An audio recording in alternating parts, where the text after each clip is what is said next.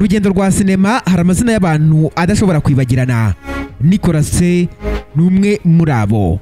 Musore winjiye mu mwuga afite umuvuduko ukomeye, anyura mu mbogamizi zikomeye, ariko yewe asiga izina rye mu mateka ya sinema ya Hong Kong.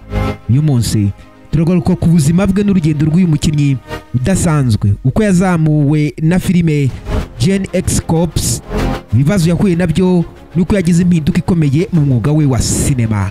Ati gute none mutamba Ndikwizera Janvier Gadi nk'ibisanzwe uhaye ikaze mu kiganiro cya none kandi muhaye ikaze kuri Kwizera Rwanda Official.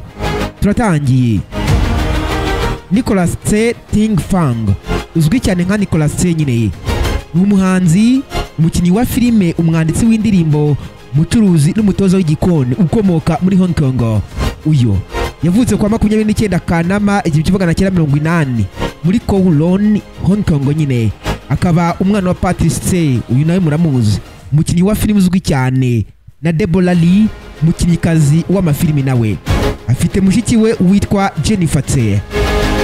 Nicolas Tse rero yakuriye muri Vancouver, Canada, aho yize muri St George School. Nyuma yagarutse muri Hong Kong, aho yize muri Hong Kong International School. Gusa kubera gukurura cyane itangazamakuru, yavuye mu ishuri akiri umwana muto cyane. Nyuma yize mu ishuri rya muzika rya Tokyo w'igihumbi magana cyenda 1996 afite imyaka 16. Mu mwaka w'igihumbi magana cyenda 1997 Tse yatangiye umwuga we wo kuririmba, asinya amasezerano na Fito Label. Nyuma yabaye muri Impera Entertainment Group cyangwa se EEG.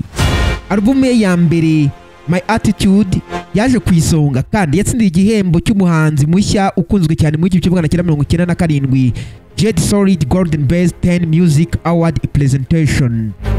Umwuga wo gukina filime, Nicolas Tse yamenyekanye mu gukina filime nka Young and Dangerous, The Preacher 1998, Gen X Corps 1999, New Police Story ya 2004 na Invisible Target ya 2007, utibagiwe yewe na Dragon and Tiger Gate. Yatsindiye igihembo cya Best Supporting Actor muri 4th Asian Film Award kubera uruhare rwe muri Bodyguard and Assassins ya 2009. Muri 2011 rero yatsindiye kandi igihembo cya Best Actor Hong Kong Film Awards kubera uruhare rwe muri filime The Stool Pigeon yakinwe 2010. Nicolas Tse rero washinze Post Production Office, sosiyete ikora ibijyanye na special effects muri Hong Kong. Muri 2016 iyo sosiyete yaguze na Digital Domain, aho Tse yabaye umuyobozi mukuru wa Digital Domain mu Bushinwa nyine. Ubuzima bwe bwite, Nicolas Tse yashakanye na Cecilia Cheng muri 2006, babyarana abana babiri gusa baje gutandukana muri 2011. Nyuma yaho Nicolas Tse yongeye gukundana n'umuhanzi Faye Hong, bari baranakundanye mbere. Mu by'akarusho rero, Nicolas Tse ni umutoza w'igikoni uzwi cyane, akaba afite gahunda ya televiziyo yitwa Chief Nick, ahatanga amasomo yo guteka.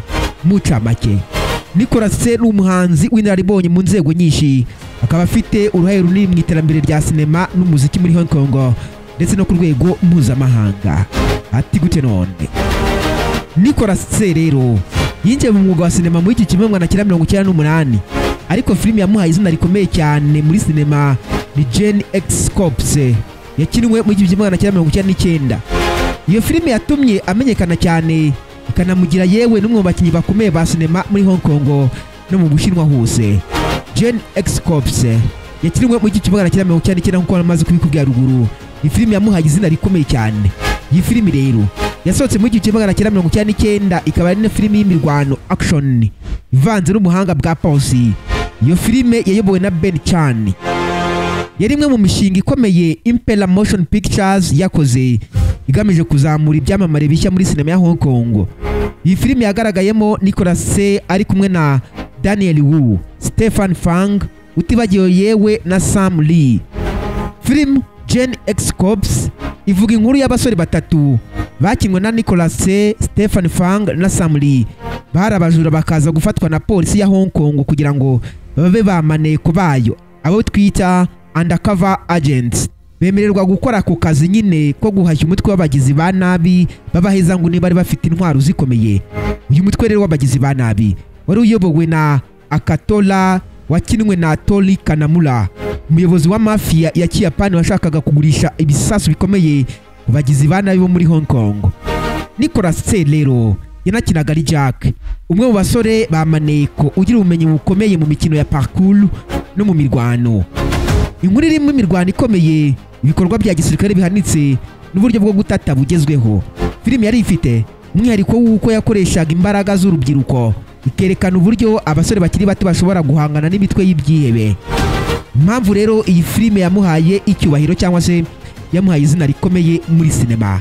Impamvu ya mbere, ubuhanga bwe mu mirwano. Nicolas Tse rero yakoze imyitozo myinshi y'imirwano ku buryo yakoze stunt ze ubwe atifashishije abamusimbura. Ibi byatumye abantu benshi bamukunda kuko yagaragaje ubuhanga bwa Jackie Chan na Jet Li.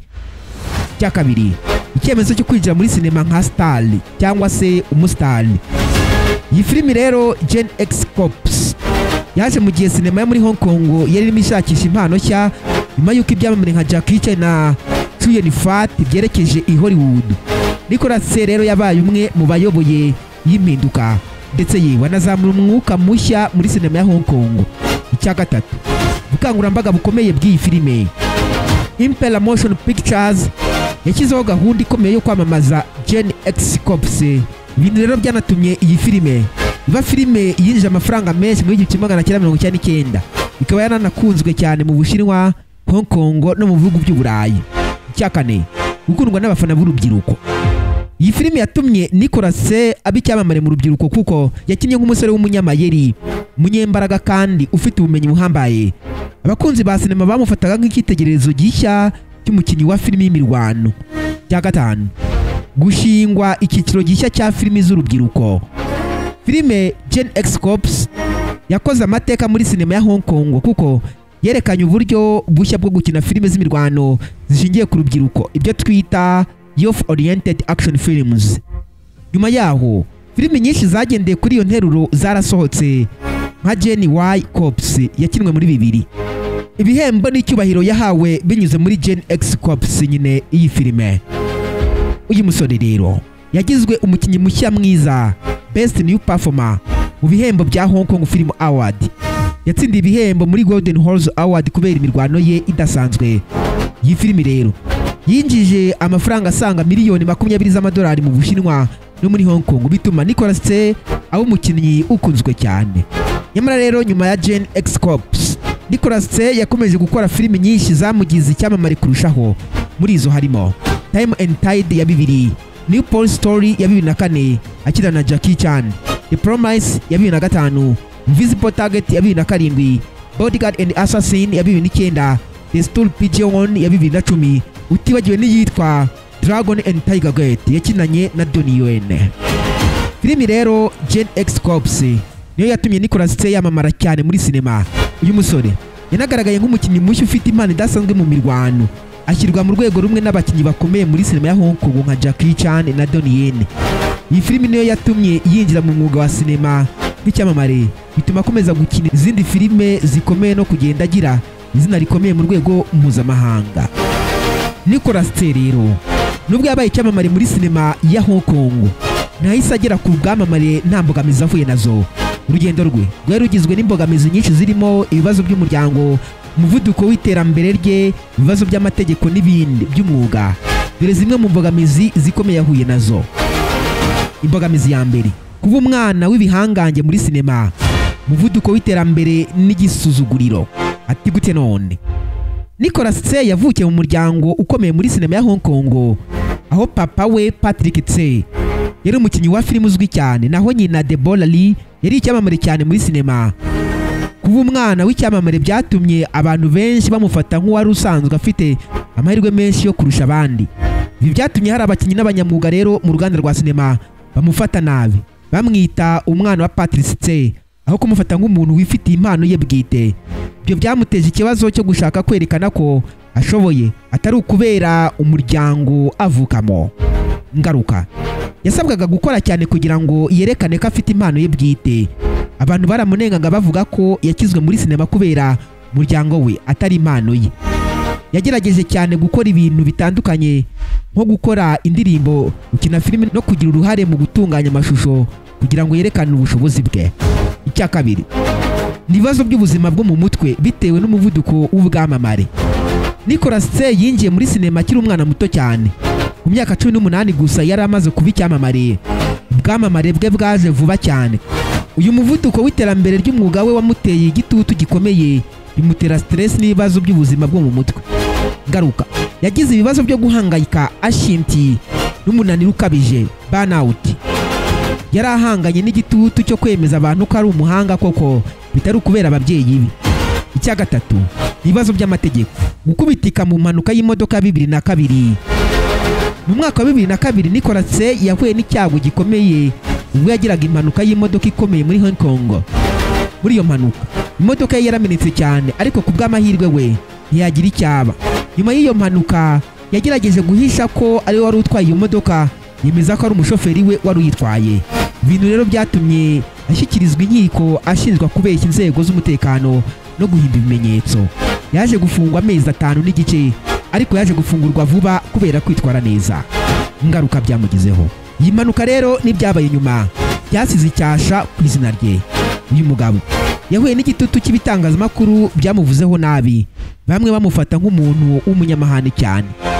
Yigiriye inama yo kuba umuntu ucecetse no kugabanya ibikorwa byo kuba icyamamare kidasanzwe. Twerekeze ku cyakane. Ubuzima bw'urukundo bwahuye n'ibibazo bikomeye. Ati gute none? Nicolas Cage yinjiye mu rukundo ruvugwa cyane na Cecilia Cheng, umukinnyi wa filimi y'icyamamare. Uyu bashyingiranywe muri 2006 ndetse babyarana n'abana 2. Gusa urukundo rwabo rwahuye n'ibibazo bikomeye bitewe n'amashusho y'ubusambanyi yagaragaye ya Cecilia Cheng na Edison Cheng. Uyu muryango warasenyutse muri 2011, bituma Nicolas Cage asubira mu rukundo na Faye Wong, umuhanzi wari warakundanye nawe mbere. Ingaruka abakunzi be bamwe bamubuzeho icyizere kubera guhindagura urukundo rwe kenshi. Umuryango we wagizweho ibibazo bikomeye cyane ko abana be bagiye kuba mu maboko ya nyina nyuma yo gutandukana. Yagize ibibazo byo gukomeza kwiyubaka nyuma yo gutandukana n'umugore we. Icya gatanu guhindura umwuga we no kugaruka mu bindi bikorwa. Nyuma yo guhura n'imbogamizi mu mwuga we wa sinema no mu rukundo, Nicolas Cage yahisemo kugabanya ibikorwa bye bya sinema no kwerekeza mu guteka. Yashinze ikiganiro cya televiziyo cyitwa Chief Nick, aho yigishaga guteka no gukora amafunguro atandukanye. Nubwo abantu benshi rero batunguwe n'iki cyemezo, we yasobanuye ko yifuzaga kwerekana ko ashoboye mu bindi bitandukanye uretse sinema na muzika. Abafana be benshi bibajije niba koko yaragiye guhagarika sinema burundu. Uyu kandi yarafite igitutu cyo kwemeza abantu ko umwuga wo guteka atawugiyemo nk'uburyo bwo gutoroka sinema, ahubwo ari ikintu yakundaga kuva kera. Icya gatandatu ni uguhangana n'ibitangazamakuru bimuserereza. Kuva mu myaka 2000 Nicolas Cage yabaye umwe mu byamamare bikurikirwa cyane n'ibitangazamakuru byo muri Hong Kong. Bamwe mu banyamakuru bakunze kumuserereza bamugereranya n'abandi bakinnyi ba filimi nka Jay Chou na Edison Chen. Ibi byatumye yisanga ahanganye n'ibitangazamakuru cyane cyane mu gihe yari mu nkiko nyuma y'impanuka yo muri 2002. Nicolas Cage rero yahuye n'imbogamizi nyinshi mu rugendo rwe rwa sinema, ariko buri kibazo cyose cyamuhaye isomo. Yari umwana w'umuryango ukomeye muri sinema, ahura n'ibibazo byo gushaka kwihagararaho mu mwuga we. Uyu kandi yahuye n'ibibazo by'amategeko, ibibazo by'urukundo ndetse n'umuvuduko w'ubwamamare bwatumye agira stress. Ariko ibyo byose ntibyamuciye intege, ahubwo byamuhaye imbaraga zo gukomeza kwihangana no kwagura impano ze mu muziki, sinema no mu guteka. Kugeza ubu rero ni umwe mu bakinnyi ba filimi bubashywe cyane muri Hong Kong, akaba yaranabaye umuyobozi w'ibigo bitunganya sinema n'amashusho. Ubuzima bwe ni urugero rw'umuntu ushobora kunyura mu bibazo bikomeye ariko ntibimubuze kugera ku nzozi ze.